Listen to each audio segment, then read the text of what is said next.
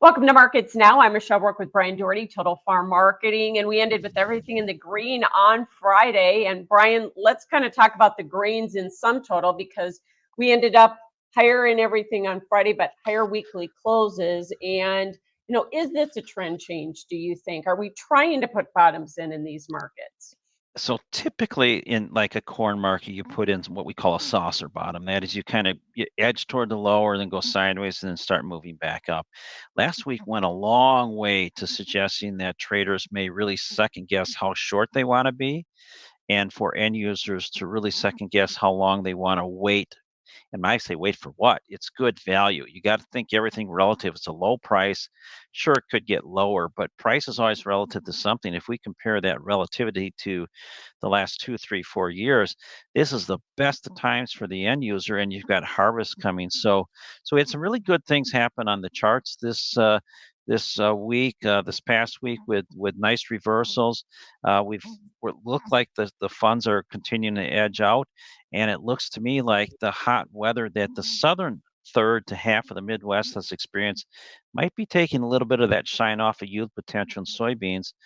Bottom line is the USDA is having some pretty robust numbers out there, Michelle, and it might be more and more difficult to argue that this crop can measure up to those numbers. Yeah, so we've got most of the bearish yield news kind of already worked into prices, is what you're saying. The market is sure acting like that. So when you look at momentum and then you look at other things like oversold and stochastics and crossover points, a lot of moving parts anytime you're in a marketplace, but that downward momentum, that unrelentless beating that the markets took 6, 7, 8 weeks ago, that's really just consolidated pretty well here. August was pretty much a flat month for corn prices. We saw 2 weekly higher closes in soybeans. We saw the wheat post a nice reversal upward. There's some real interest in this. And I think from a long-term perspective, I'll keep harping on this a little bit. The end user really should be securing inventory and needs. And I think we got a hint of that last week with some really solid new crop export sale figures for both corn and beans.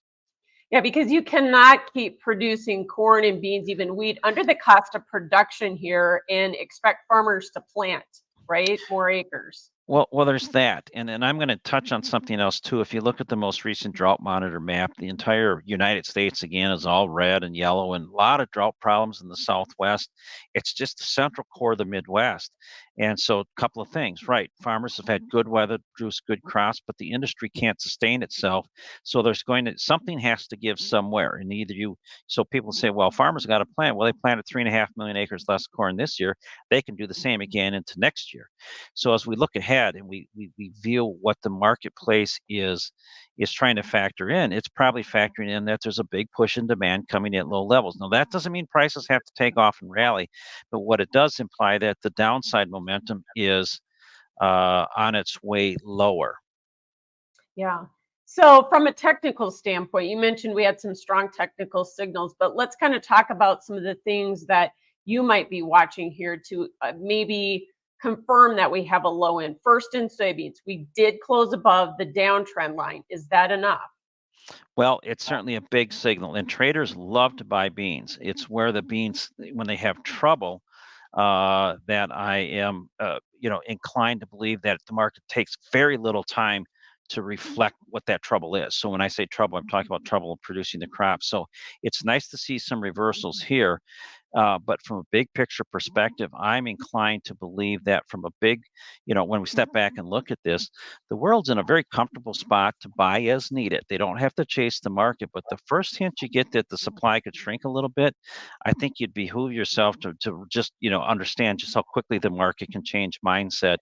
And perception's everything. So markets move a lot on perceptions, they move a lot of momentum and attitude. And if you think about those three, perception, momentum, attitude was big in crops, bigger crops, downward trend, attitude negative.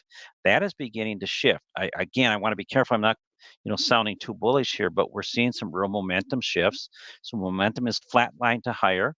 The attitude is maybe the lowest in, and the perception is, as we look long term, you've got to produce big crops year in and year out to meet this world demand. Yeah. And of course, in the case of both corn and wheat, at least Chicago wheat, we had key reversals early in the week this week. We're closing with higher weekly closes. Is that enough technically to keep the funds interested in covering shorts or not? I think it certainly grabbed their attention, and you'd be naive to think at this time of the year their attention isn't grabbed from a seasonal perspective. That is when the prices typically bottom. We're in that window, right? And there's all kinds of research out there that can point to that from a historical perspective. So between that and a technical signal and some much oversold conditions for a long period of time on technical charts, everything's aligned for some recovery in the market. Again, be careful. I don't want to talk about we've got ample supplies, we've got a big corn crop coming, but I'll tell you, farmers I talk to are not really interested in selling any corn down here unless they have to. And so I think again they're going to dig their heels in kind of tight, right or wrong, and that's going to provide for long-term perspective. Another topic we didn't really touch on, but crude oil's been holding in that $72 to $78 range, and with corn prices where they are, there's going to be real strong demand on the energy front as well. So I'm seeing feed, energy, exports have already, I think, hit probably a lull. I'm seeing all three starting to perk up at these lower levels. Yeah, the one thing we didn't mention was the dollar index pulling back as well. How much has that helped? Well, you can try and equate it all you want. I always call the dollar sort of the swing vote. So all else being equal, if the dollar's on a decline, that's a vote in favor of more demand. And you look at about a 5% decline in the dollar in recent weeks.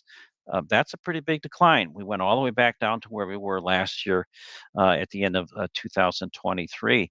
So you take a 5% decline, apply the numbers as you will, but simple math, if I take, all else being equal, 5% of $10 beans, it's really worth about a 50, in theory, a 50-cent bump. And cattle market, a higher close today, a higher weekly close, which is really important, especially since we had steady, maybe even a little weaker cash. Can we build on it, do you think? I think we can. I will continue to argue that as I talk to cattle producers, there's a sense of a disconnect between cash and where the board is. The board seems to be kind of perpetually sort of anticipating things will loosen up, but the supply side is very limited. We all know that. It's the demand side that has the market concern. Is the economy strong enough to hold up these prices we talked about? 185, 190, that's holding the live cattle futures in check. That probably stays the course, but I don't think we turn into bear markets now. Nonetheless, if you're a producer, I'd certainly continue to exercise the option to buy puts in that market, Michelle, but I'm not a bear on the supply side of it. And the way the stock market rebounded after just a horrible crash in the early part of August, a little bit more confidence to the consumer. This week was really important because we think the market was already ahead of itself with some down the last couple of weeks, anticipating that buying for the Labor Day weekend is over. So to hold the cash and hold the board into this level, that's an encouraging week. Yeah, and we also had an encouraging week again in the hogs. We've had a chart breakout there. Is this all just managed money coming in here and buying it? Is it just technical, or is there something fundamentally pushing that market? Well, fundamentally, and what's kind of always had me scratching my head is why the deferred months hold such discount to the front months, especially Right. in that fourth quarter. I know we talk about farrowing intentions and this and that and the other thing, but it's good value to the consumer, especially if you have to price it in the store against higher cut for beef. So I like to think the hog market is sort of in a quandary right now. It's rebounded nicely on the deferred months, especially. The question is, can they continue to move higher? My vote is yes, but probably unlimited.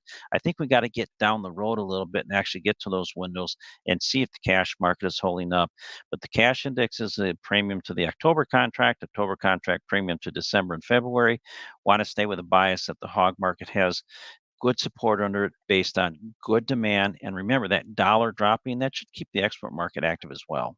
Yeah, and we had really good weekly experts this week, to your point. All right, thanks so much, Bryan Doherty with Total Farm Marketing. That is Markets Now.